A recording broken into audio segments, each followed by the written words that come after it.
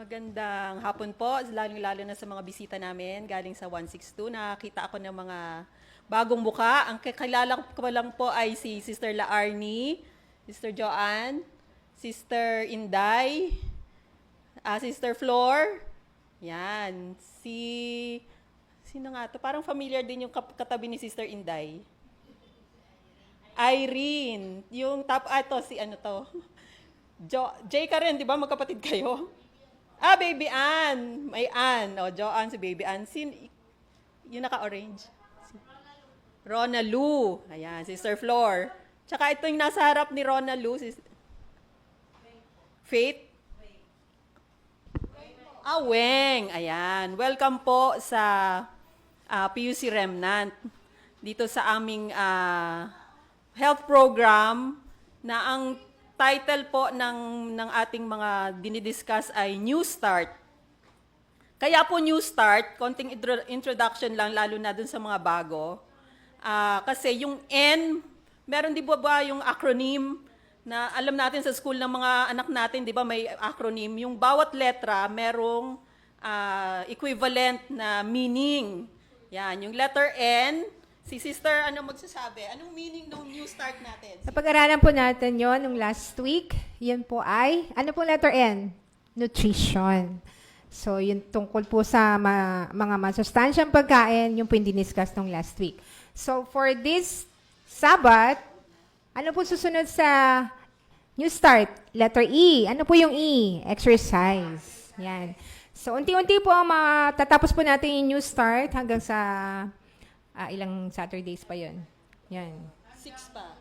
Yan. Ano pa? Hanggang September pa. Ayan. So, ayan po. Ano yung W, sis? W is for water. And then, S po, that's sunshine. Sunlight or sunshine, kung ano man yan. Tapos, T po is temperance, pagtitimpi. And then, A is for air. And then R is for rest, pahinga. And then T is for trust in divine power. Tiwala sa Panginoon. Yun po. So yun po ang New Start. And every Saturday po, i-discuss po natin ito ng mas malalim pa para mas maintindihan po natin. So for now, tayo po muna ay kakanta po na ating theme song. Tayo pong lahat ay tumayo at sundan po natin yung makikita po natin sa video.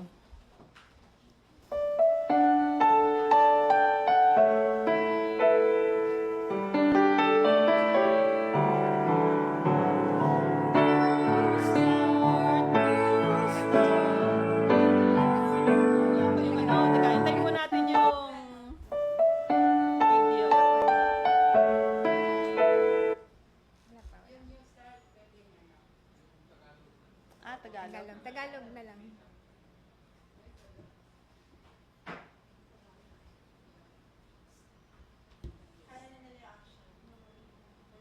Alam mo ba? Yung trust. Parang trust in divine. Trust in her life.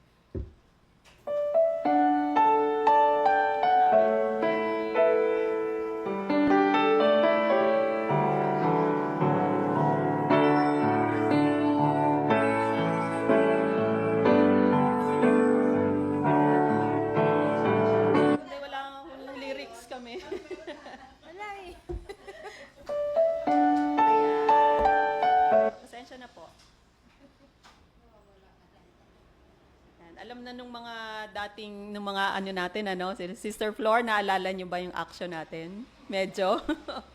Yan. So, tuturo po namin ulit. Tingnan natin yung mga lyrics.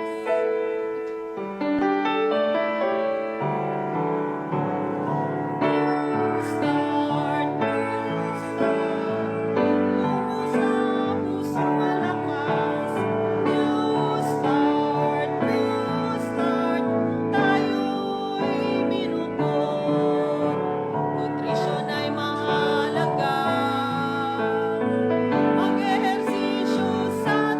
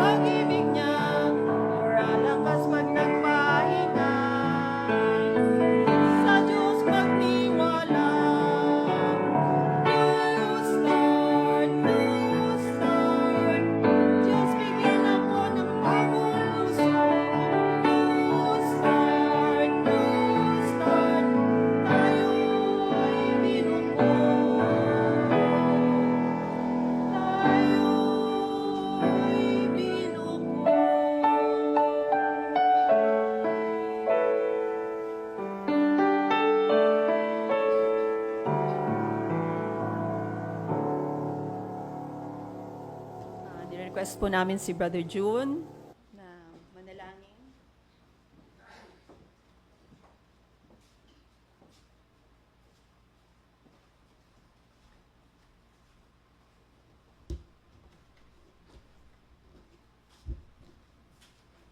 Panginoong Diyos Ama, kami natutuwa ngayong hapon kung ano mong ginawa mong proteksyon sa amin nung nakaraan.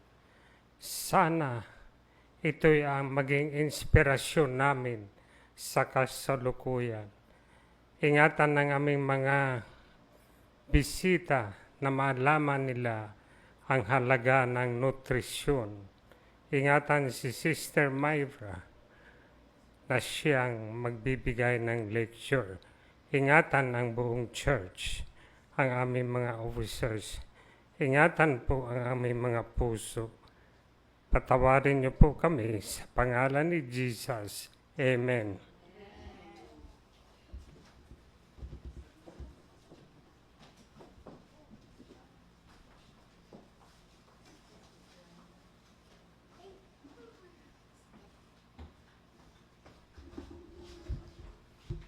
Hello. Magandang hapon po sa inyong lahat. At uumpisa na po natin ang ating lecture. Meron po kayong, diniscuss po natin noong last Sabado, nung hapon, tungkol sa nutrition. Yan. At ito ay pinaliwanag sa atin ni Sister Anching, yung tungkol sa ating makakain, no? Ito bang ating katawan ay kailangan ba nating alagaan? Ayun. So, kaya natin dinidiscuss yung tungkol sa pagkain dahil umpisa talaga na mula ng bata pa tayo, baby pa, pinapakain na tayo ng magulang natin, no? So, kailangan malaman natin, mga magulang, kung anong dapat nating ipakain sa ating mga anak. No? Para sila ay hindi magkasakit. Di ba, nakakalungkot pag may sakit ang baby? Di ba? So, kailangan nila lang magandang pagkain o nutrisyon. Di ba, pagtapos nilang uminom ng gatas, ang kakainin naman nila yung mga smash. Di ba? Mga smashed potatoes, squash, ganyan. Papalasahin natin sa kanila ang mga prutas at mga gulay. So, ano lang ginagawa ng mga baby pag gusto na nilang maglakad? O, di ba? Anong ginagawa nila? Nakikita nyo ba yung baby? Naobserbahan nyo ba yung baby pag gigising sila, anong gagawin nila? Umuunat. Di ba? Nag-stretching sila. Para sa ganon, yung kanilang mga ugat ay magsigana at mag-move yung kanilang mga dugo, magsi-circulate, no? Kaya lumalaki ang mga baby. Yan. At ano pang nangyayari? 'Di ba? Pag gusto nating lumakas ang mga buto nila, binibilad nila natin sa araw. Oo, yan. Gaganda ang kanila, yung matitigas ang kanilang mga buto kasi malalambot pa sila ang mga baby. So, ang ating i-discuss ngayon ay exercise. Ayan. Ba't kailangan pa ng exercise? Gumagalaw naman tayo sa bahay, di ba? Kailangan ba nating maglakad pa o magano? Kasi ang ating katawan ay kailangan talaga ng exercise dahil pag kumain tayo ng pagkain, hindi mag-aano yung ating mga nutrients sa ating katawan kung hindi nating imumove. Halimbawa, pakainin mo ang bata. Nasa kuna lang siya, nasa kuna. Pakainin, umiinom lang siya, ganyan. At wag mong ganyanin, lalaki kaya siya? Baka magkasakit siya, di ba? So, ang bata, maobserbahan nyo, pag kumain siya, uminom siya ng gatas at pinakain niyo siya, nakikita mo, nakatagilid na siya, lumilikot-likot na siya. Kasi kailangan ng exercise at yung energy na pinapasok natin, yung mga foods na pang-energy, pinapasok natin sa katawan. Pag hindi natin na exercise yan, masusunog yung katawan natin. So, kailangan ng exercise. Ang sabi dito,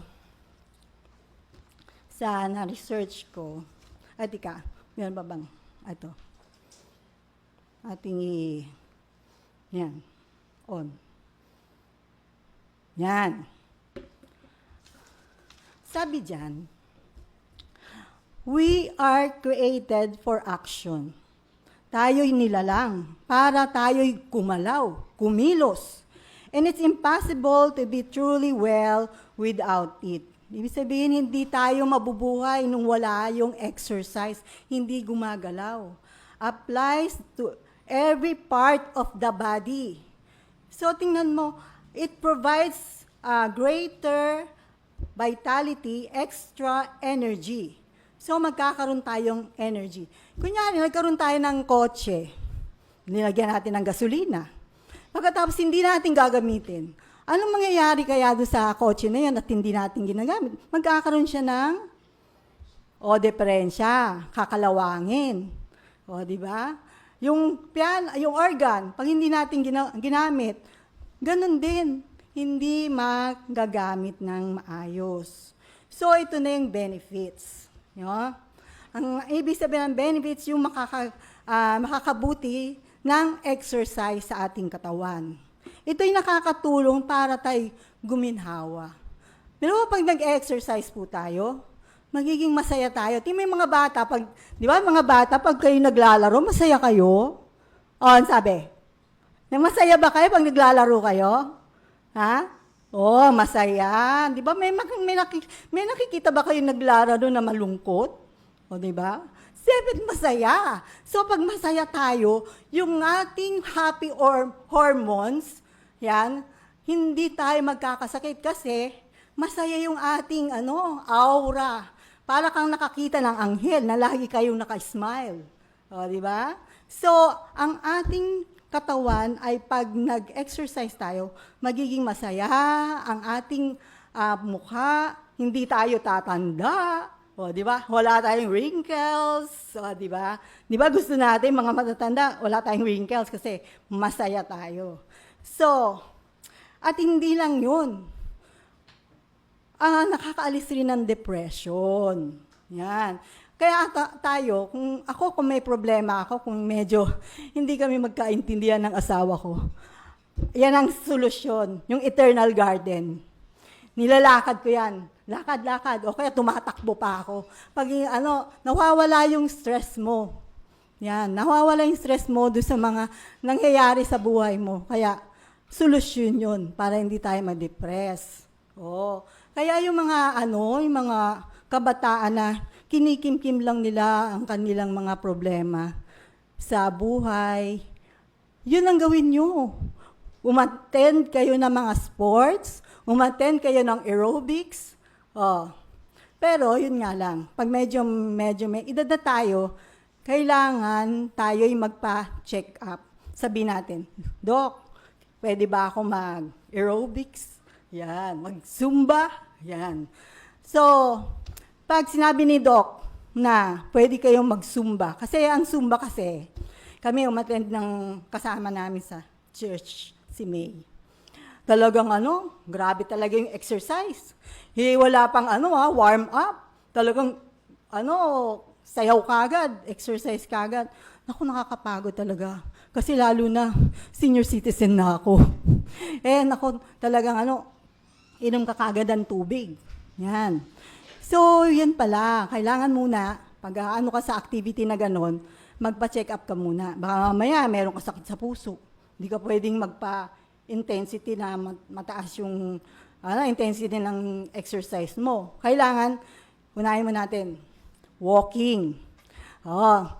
Yung mga, di ba, may mga anak kayo na nag-aaral, hinahatid nyo sa school. Ayan, nakakapag-exercise na kayo lumakad. Diyan, lakad-lakad muna, lakad-lakad dyan. Tapos, pagbalik nyo, lakad-lakad din, ganyan. And then, pag nasa bahay na kayo, mag-unat-unat kayo. Hindi lang kasi lakad Kailangan isama mo, pag ganyan-ganyan. Kasi pag tayo natulog, Siyempre, pag natulog tayo, minsan naka-side view na kasi ganyan. Iba-iba na yung ano ng structure ng ano natin, yung buto natin. So, pag gising sa umaga, gaganyan-ganyan ninyo. Yan. Tapos ganyan. Yan.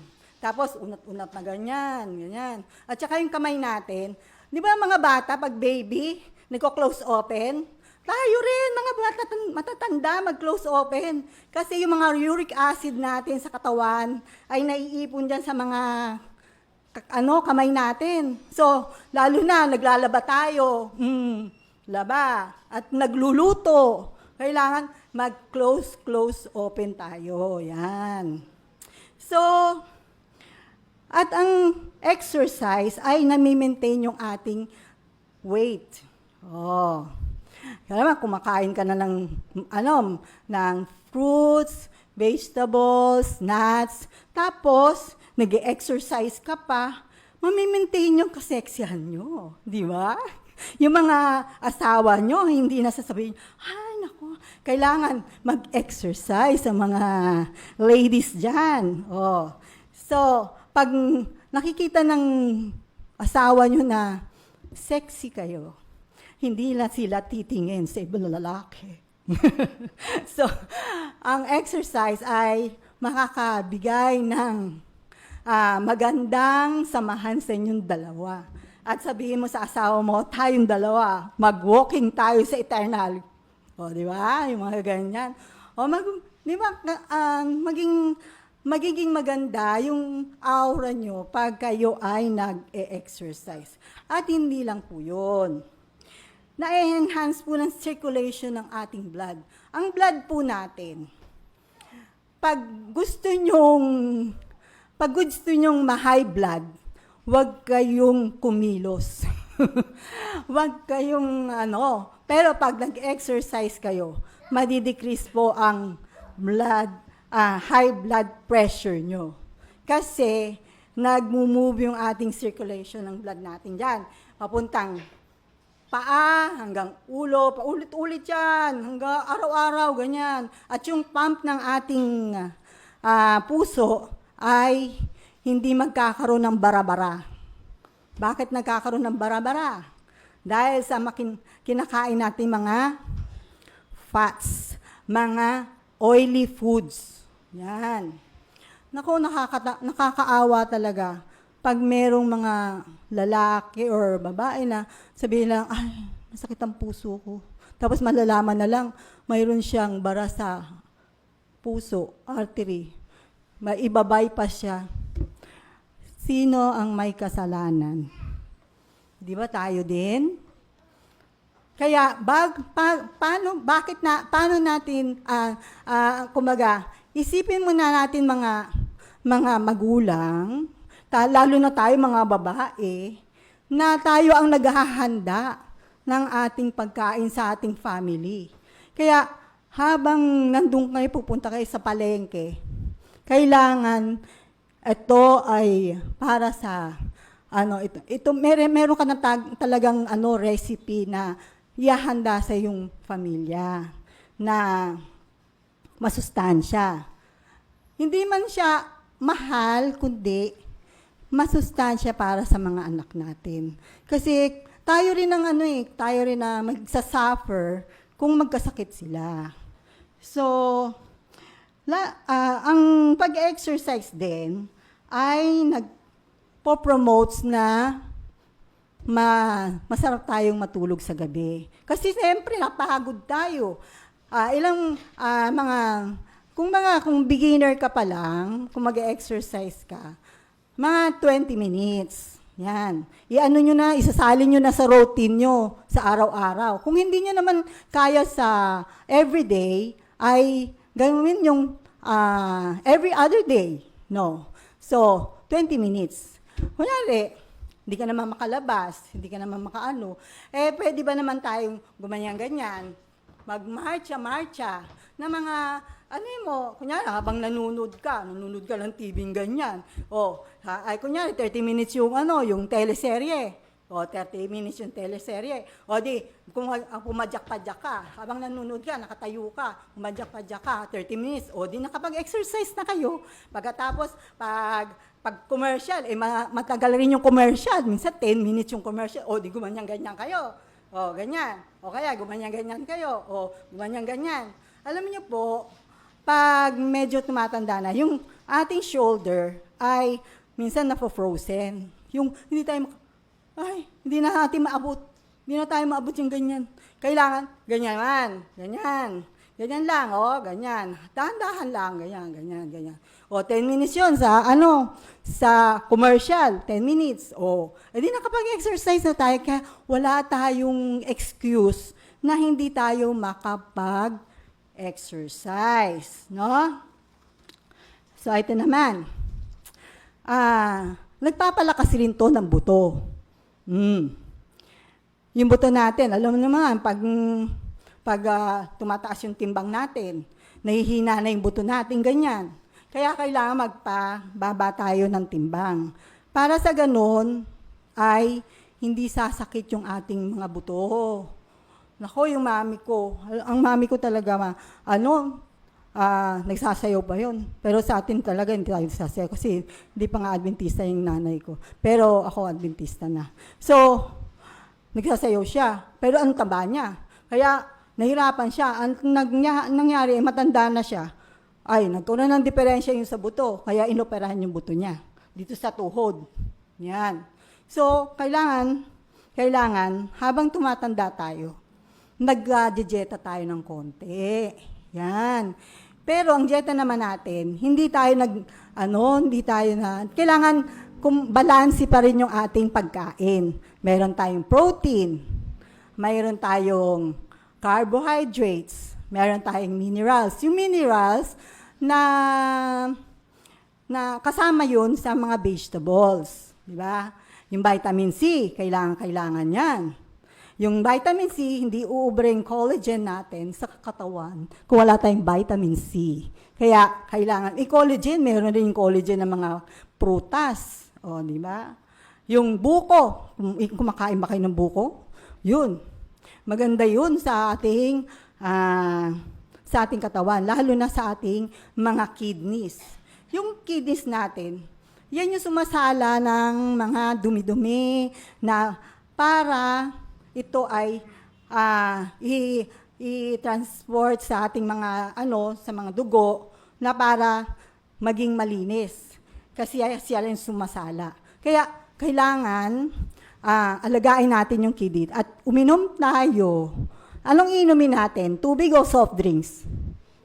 Tubig, yan, tubig. Sa umaga pa lang, uminom na kaagad kayo ng warm water. 2 glasses of warm water. Alam niyo mangyayari? Madali kayong mapupo pag uminom kayo ng ganun. At lulinis ang inyong mga kidneys. Yan lang ang problema kung hindi natin ginagawa yung dapat nating gawin. Yan. At saka, pag nag-exercise po tayo, yung ating good cholesterol ay tataas. Ano yung good cholesterol? Yan yung parang fluid. Parang yung nagpapadulas ng natin. Good cholesterol. Parang yung sa avocado, good cholesterol yon. Kala niyo ang avocado, hindi maganda yun. Nagpapa-high blood. Hindi. That is a myth. No. Kailangan yung avocado. Yan ang masarap. Good cholesterol yan. Yan ang kainin natin. Yan, lalo na yung mga batang yan. Ako, pag yan ang kumain ng, energizing. Good cholesterol ang avocado. At bababa ang yung bad cholesterol. So, sabi pa dito, tagal ba ako? Yan. At saka, maprotektahan tayo sa mga sakit sa puso. Yon. Di ba pag nag-exercise tayo, merong yung law, ano ba to? Meron tinatawag na hindi gaano low density, ayun, low intensity exercise feels very comfortable. Pag low intensity exercise, ibig sabihin nun, walking lang yon, walking, na hindi masyadong nakakapag-usap pa kayo ng kasama mo, walking lang. Nakakapag-usap pa kayo. Pero pag mga intensity ay moderate intensity exercise, medyo mabilis-bilis na siya. Parang brisk walking na. Brisk walking. Mabilis na siya. Pero nakakapag-usap, pero hinihingal ka pa rin ng konti. Hinihingal ka. Tapos, meron siyang, high intensity exercise. Makes your heart dump and make you breathe hard. Hindi ka na makahinga. Pero pag yung mga gantong, nakakahinga-hingang ganon, yung oxygen, yan. Pero, pipiliin nyo rin naman pag nag-exercise kayo, wag naman kayo dyan sa, may kotse dyan, bumubuga yung mga, mga polusyon. Maghanap kayo ng lugar, kunyari sa Eternal, doon kayo sa may puno, wag doon sa may lapit sa mga lapida-lapida dyan. Sa mga puno kayo maghihinga. Kasi doon yung lumalabas yung mga oxygen. Yun hinga. Ang kailangan ang deep breathing, deep breathing. Deep breathing ay, hinga ka ng malalim na. Tapos, bilang kayo ng 5 seconds. Ayan. I-hold nyo ng 5 seconds. Tingnan natin.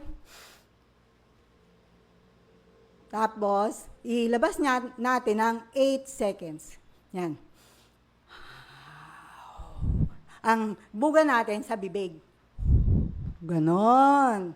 So, ganon ang gawin nyo. Mga 10 repetition. Yan. Ganon ang gawin nyo. Maganda yon sa ating lungs. No? Kaya pag nag-walking tayo at mabilis ang walking natin, nakakapaghinga tayo ng mabilis. Yan. So,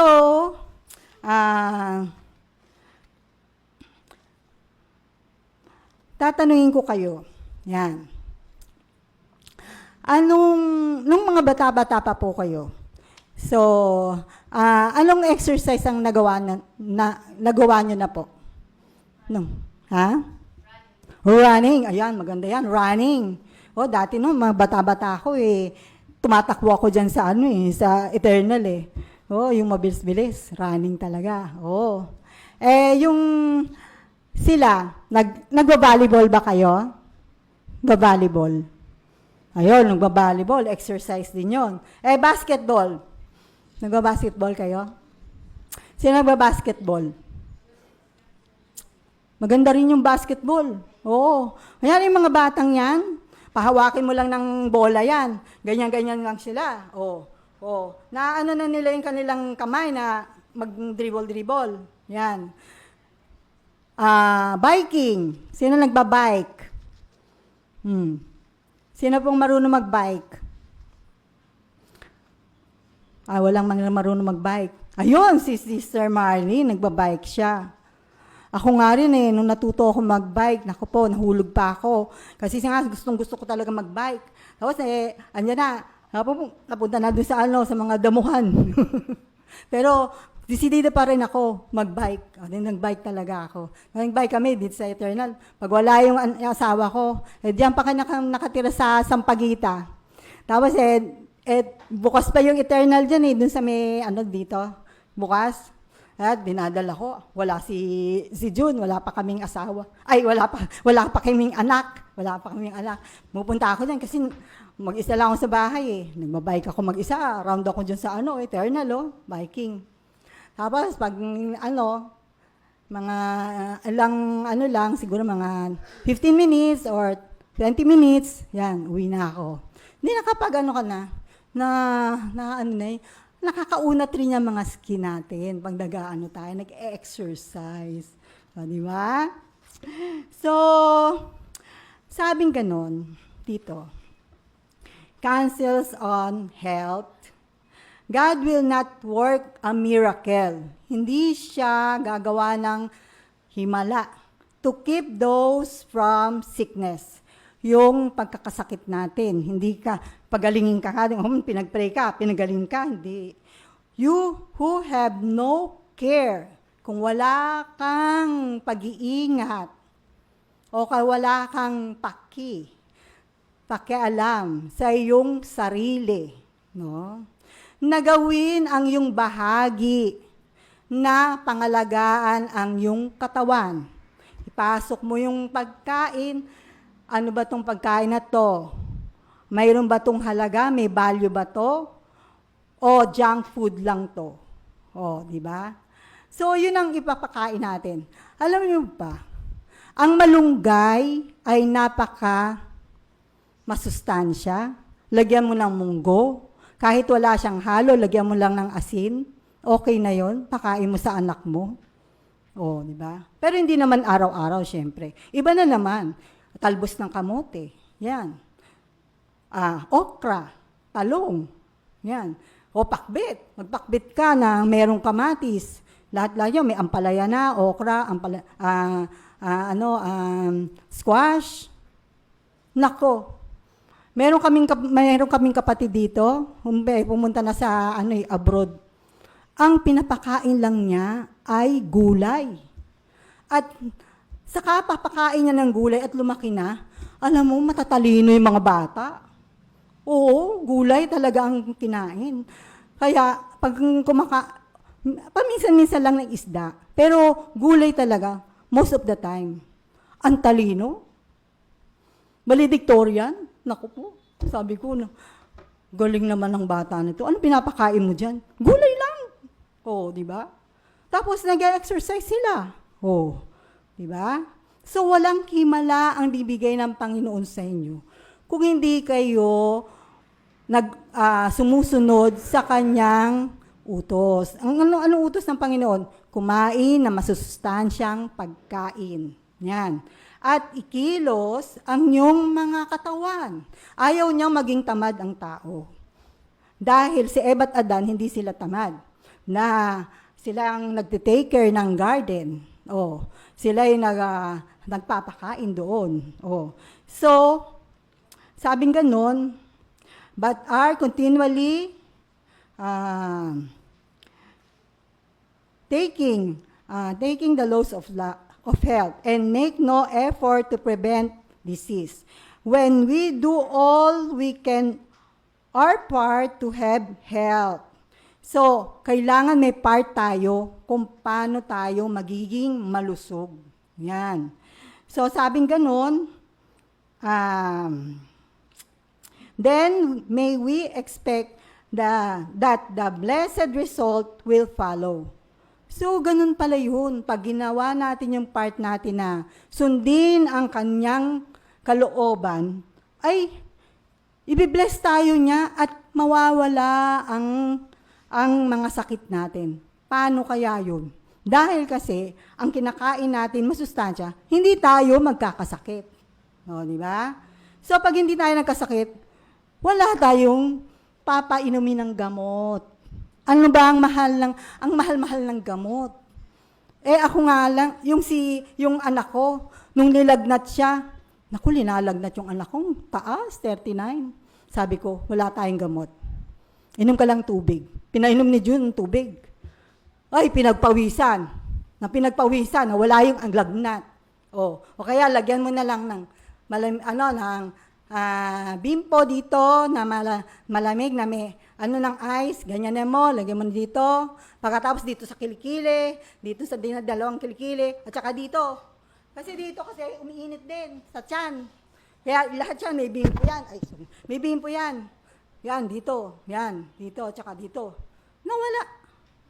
Anong ibig sabihin nun? Ang tubig ay dapat tayong gumawa ng mga first aid na ganyan.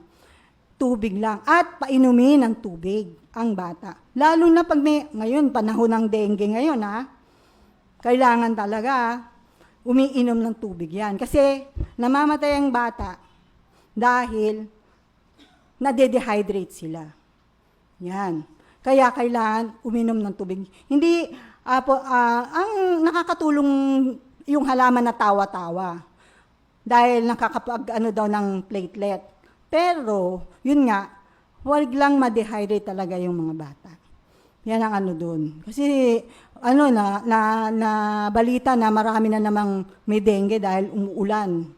At saka may leptospirosis nung umulan nung umulan. So siguro marami na tayong na discuss diyan sa pag-exercise, no? So ito rin nakakapag-boost. Alam niyo na yung boost ng immune system natin. Yung immune system pala natin, yan yung yan yung army na para tumuligsa sa mga free radicals, ay mga germs, mga virus, mga bacteria. Di ba, humihinga tayo. Minsan may mga virus diyan, kaya napa-atching si ganto. Tapos umano sa atin. Pag tayo ay umatching din, lalabas yung bacteria, no? Meron din kasi tayong defense mechanism. Kaya tayo nilalagnat. Meron pumasok na infection sa atin. Kaya ang nangyari, nilalagnat tayo. Pag nilalagnat tayo, ibig sabihin, yung virus na yon kailangan patayin dun sa loob natin dahil kaya nilalagnat tayo. Kaya yung may lagnat dapat, hindi siya nasa aircon. Hindi pwede yun. Kasi may lagnat ka nga eh. Kailangan pawisin ka para mamatay yung mga virus. Yun. Kaya yun ang yung pag-exercise, natin na lalakas yung ating resistensya. Yung immune system natin lalakas pag nag-exercise tayo. Yan. So, etong osteoarthritis, nangyayari rin yan pag hindi rin tayo nag-exercise. Yung, kumbaga, sedentary, lang tayo, kailangan pala hindi tayo, kunyari 30 minutes, nakaupo ka. Nako, magta 30 minutes na, yan. Pag 30 minutes na, ibig sabihin, tumayo na tayo niyan. Kasi, kailangan hindi tayo matagal na nakaupo. Oo, kailangan, pag after 30 minutes, tatayo tayo at kung pwede, ay marching tayo para yung circulation ng ating blood ay gumana. Yan. Kaya yung mga matatanda, kaya madali silang sumakit ang mga rayuma nila dahil hindi sila nag-exercise. Kaya kung to prevent rayuma, mag-exercise tayo at uminom tayo ng tubig. Yan. May pa ba? Ayan, ganyan exercise yan, ganyan. Yung mga senior, ganyan ka. Senior, kasi baka mamaya ma-outbalance ka. Ganyan ka, ganyan, yan.